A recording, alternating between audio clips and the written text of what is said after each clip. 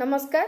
Welcome back to my channel guys मु आज आपण मानक पई कड़े रे किबळी भाबरे भेज पलो को प्रिपेयर करि परबे बहुत कम समय रे आपन को जदी बहुत जल्दी भेज पलो बनेबार अछि किबा वन पॉट मील बनेबार अछि आपन पाखरे बहुत कम लिमिटेड वेजिटेबल अछि आपन या को बनेबा को चाहंती तले निश्चित भाबरे आपन या को बनै परिबे। तबे चलंतु देखि नबा मु आज रे रेसिपी आपन मानक पई किबळी भाबे प्रस्तुत करू नउची।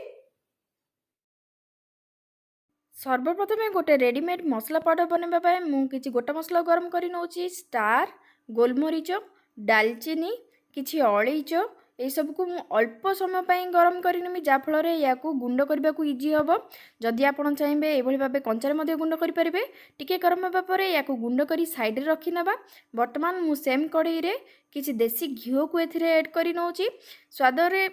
बहुत भल फ्लेवर आसवाई देसी घी सहित मुझे किसी तेल को ऐड कर नौची तेल एवं घी को बहुत भल भाव गरम होगापी देवा। गरम होगापर मुझे अल्प किसी जीरा को ऐड कर नौची जीरा फुटिबा परे मुझे किसी गोटा मसला ऐड करी तेजपत्र अलैच एटी किसी मु लवंग डालचीनी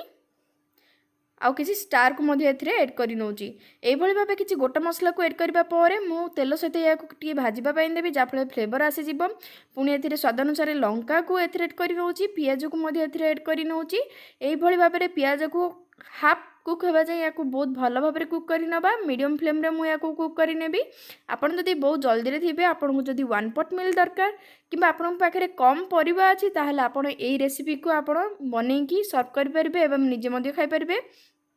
बर्तमान हाफ कुक होगापर मुझे अदा रसुण पेस्ट को ऐड कर नौची अदा रसुण पेस्ट को बहुत भल भाव में कुक होगापी देवा जहाँफल आम अदा रसुण पेस्ट रस मिल सब चलीज पियाज अदा रसुण पेस्ट आम बहुत भल भाव में कुक हो सारी बर्तमान ये साइड रखी किसी वेजिटेबल को ऐड कर नौची किसी स्वीट कॉर्न को ऐड कर नौची ग्रीन पीस को ऐड कर नौची काटिकी रखिथिबा शिमला मरीच किछि गाजर आउ किछि बीन्स को ऐड कर नौची आपण ए सब परिबा पकेबा किछि दरकार नै आपनक पाखरे जदि गोटे भी परिबा ए भितरु अवेलेबल अछि ताले आपण मध्ये ए सब बनै परिबे। मो पाखरे ए सब परिबा थिला तेनु करी मु सब परिबा को ऐड कर नौची जा फल रे बहुत ही हेल्दी बनिबो एवं परिबा मध्ये खाई हो गोटे वन पॉट मील रे आपन परिबा सहित राइस को खाई परिबे। परिबा को ऐड करबा परे परिबा एवं मसला सहित बहुत भल भाव में 5 ରୁ 10 मिनट पर्यंत लो मीडियम फ्लेम रे या कुक कर नबा जा फल रे बहुत भल भाव में या कुक हो जिवो। वर्तमान मु बासमती राइस को ऐड कर नौची मु बासमती राइस एठी टोटल 2 कप बासमती राइस को ऐड कर नौची बहुत सफा अच्छी बासमती राइस तेणुक मु सुखा ही बासमती राइस को ऐड कर नौची आपन जदि चाहिए बासमती राइस को धोई किसी सफा करके ऐड करें राइस को ऐड करबा परे मुई मसला एवं वेजिटेबल सहित बहुत भल भाव में राइस को टिके अल्प समय पर भाजी नेबी जहाँफल आमर राइस टी बहुत सुंदर एवं बहुत खिला खिला गोटी गोटी हो बनब। यही भाव 5 ରୁ 10 मिनट पर्यंत राइस को भाजवा परे मु सांगे सांगे एथिरे पानी को ऐड कर नौची मु एथिरे मेजरमेंट अनुसार 1 कप चावल पाई 3 कप पानी को ऐड कर नौची आपणकर आपण चावल अनुसार आपण एथिरे पानी को ऐड करेंगे। बर्तमान पानी को ऐड करबा परे मु चावल एवं परिबा को पानी सहित बहुत भल भाव में मिसई नेबी।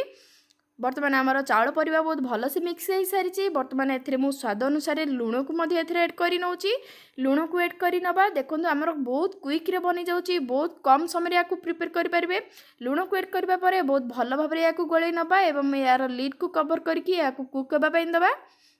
देखो कुक होगापी देवा बेले आम लो टू मीडियम फ्लेम रे कुक होगापी देवा जहाँफल आम वेजिटेबल सहित राइस बहुत भल भाव में कुक हो मझे थे 2 थर यही भाव राइस एवं वेजिटेबल को बहुत हल्का हाथ में या स्पून साहाय्य ओल्लै नवा गोल नवा जहाँफल आमर वेजिटेबल एवं राइस गुड़िक बहुत भल भाव में कुक हो देखो अल्प किसी पानी अच्छी शेष में मुझे धनिया पत्र एवं गुंड करके रखिथिबा गोटा मसला गुंड को ऐड कराउची आ मु कोनोसी प्रकार एथिरे मसला को ऐड करूनी। बर्तमान हल्का हाथ रे सब को बहुत भल भाव में गोले नबा जा फल रे धनिया पत्रर फ्लेवर एवं आमर से गोटा गुंड मसलार फ्लेवर यार बहुत यमी फ्लेवर आसीजिवो एवं यमी टेस्ट आसीजिवो। देखो बहुत कम समय रे बहुत कम प्रिपरेशन रे आमे या को बनेकी सर्व करि परिबा एवं निजे मध्य खाई परिबा या को लो मीडियम फ्लेम रे कुक होबा पई देबा। देखो आमर वर्तमान प्रस्तुत हो सारीची पलो वेजिटेबल पलो बहुत कम समय प्रस्तुत हो सारी या सांगे सांगे सर्व करवानी टिके समय ठंडा पर या सर्व कर नबा। आई होप आपण मानकु मोर आज रेसिपी भल लगी जदि भल लगी लाइक कर दिंतु निजर मतामत निश्चित भाव में कमेंट सेक्शन में शेयर करूँ मोर ये वीडियो को बहुल मात्रा शेयर करूँ जदि सब्सक्राइब करना प्लीज सब्सक्राइब करनी। Thank you for watching guys, see you soon. पुणी देखा नेक्स्ट वीडियो रे गोटे यूनिक रेसिपी सहित। नमस्कार।